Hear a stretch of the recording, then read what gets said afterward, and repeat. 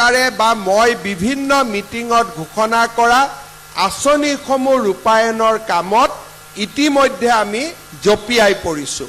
নিৰ্বাচনৰ সময়ত আমি ঘোষণা কৰিছিলোঁ যে আত্মনিৰ্ভৰ অসম, মুখ্যমন্ত্ৰীৰ আত্মনিৰ্ভৰ অসম এই আঁচনিৰ অধীনত আমাৰ যুৱ শক্তিক আমি 1 লাখ টকাৰ লোন আৰু 1 লাখ টকাৰ সাহায্য আমি প্ৰদান কৰিম।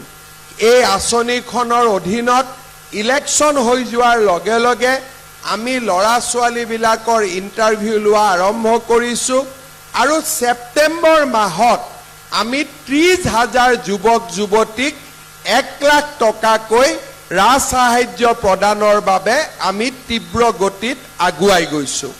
ইয়াৰ লগে লগে ইলেকশ্যনৰ সময়তে আমি ঘোষণা কৰিছিলোঁ যে মুখ্যমন্ত্ৰীৰ নিযুত মইনা বুলি আমি নতুন আঁচনি এখন হাতত ল'ম।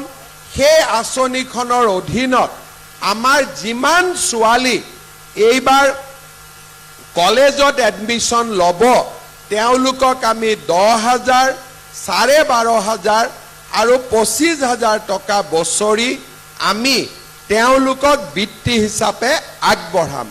এতিয়া ইলেকশ্যনৰ পিছত কেবিনেটত আমি সিদ্ধান্ত ল'লোঁ যে একেলগে আমি ল'ৰা ছোৱালীক 10,000 বা 25,000 টকা নিদিওঁ, কাৰণ তেতিয়া কোনোবাই হয়তো মোবাইল কিনি দিব, কোনোবাই কিবা কৰিব। সেইকাৰণে এতিয়া আমি সিদ্ধান্ত ল'লোঁ যে আমি মাহে মাহে হায়াৰ ছেকেণ্ডাৰী পঢ়া ছোৱালী যোনে এইবাৰ এডমিশ্যন ল'ব প্ৰত্যেক মাহত আমি তেওঁলোকৰ বেংক একাউণ্টত 1,000 টকাকৈ আমি সোমাই দিম। আৰু যিবিলাক ছোৱালীয়ে গ্ৰেজুৱেশ্যনত পঢ়িব বা ডিগ্ৰীত নাম লগাব তেওঁলোকৰ বেংক একাউণ্টত আমি 1250 টকা আমি সোমাই দিম। আৰু যিবিলাকে স্নাতকোত্তৰ বা পোষ্ট গ্ৰেজুৱেট পঢ়িব তেওঁলোকৰ বেংক একাউণ্টত অৰুণোদয়ৰ দৰে প্ৰত্যেক মাহৰ 12 তাৰিখে আমি 2,500 টকা কৰি তেওঁলোকৰ বেংক একাউণ্টত আমি সোমাই দিম। অৰ্থাৎ এতিয়া মাক দেউতাকে ছোৱালীৰ পঢ়াৰ বাবে আগত যি নিজৰ পকেটৰ পৰা খৰচ কৰিব লাগিছিল এতিয়া তেওঁলোকে খৰচ কৰিব নালাগে। এতিয়া গোটেই দায়িত্বখিনি চৰকাৰে খৰচ কৰিব। আমি ইলেকশ্যনত ঘোষণা কৰা অনুসৰি যিবিলাক মহিলা বা আই মাতৃয়ে এতিয়াও অৰুণোদয় আঁচনি পোৱা নাই তেওঁলোককো আমি কেনেকৈ অৰুণোদয় দিব পাৰোঁ তাৰ বিষয়েও আমি আলাপ আলোচনা আৰম্ভ কৰিছোঁ।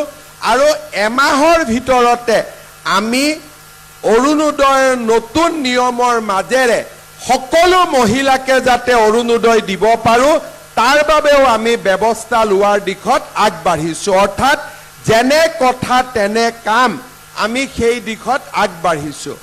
ইতিমধ্যে আমাৰ মুখ্যমন্ত্ৰীৰ যি আমাৰ উদ্যমিতা আঁচনি আছিল, লাখপতি বাইদেউৰ আঁচনি আছিল, তাৰো ফৰ্মবিলাক আমি স্কুটিনিৰ কাম আৰম্ভ কৰিছোঁ। আৰু যিমান সোনকালে পাৰোঁ আমি লাখপতি বাইদেউৰ টকাখিনিও আই মাতৃসকলক দিয়াৰ বাবে আমি চেষ্টা কৰি আছোঁ। খুব সোনকালে আপোনালোকে তাৰো ভাল খবৰ আপোনালোকে লাভ কৰিব।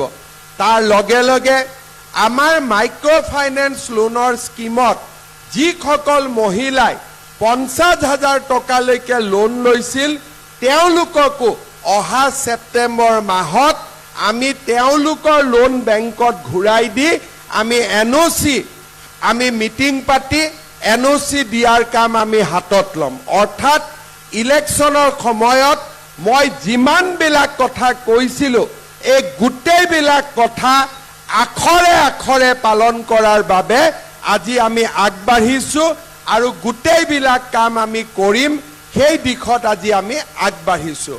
মোদী ডাঙৰীয়া নতুনকৈ আকৌ প্ৰধানমন্ত্ৰী হ'ল। মই যিমানখিনি মই কৰিম বুলি ভাবিছিলোঁ এতিয়া মোদী ডাঙৰীয়া যেতিয়া আৰু প্ৰধানমন্ত্ৰী হ'ল আমি অনাগত দিনত আমি অসমৰ ৰাইজৰ উন্নতিৰ বাবে আৰু বহুত নতুন আঁচনি আনিব পাৰিম তাকো মই বিশ্বাস কৰোঁ আপোনালোকে যি ধৰণে ডিব্ৰুগড় লোকসভাত বা নাহৰকটীয়া সমষ্টিত আমাক আশীৰ্বাদ কৰিলে তেনেকৈ অনাগত দিনতো আপোনালোকে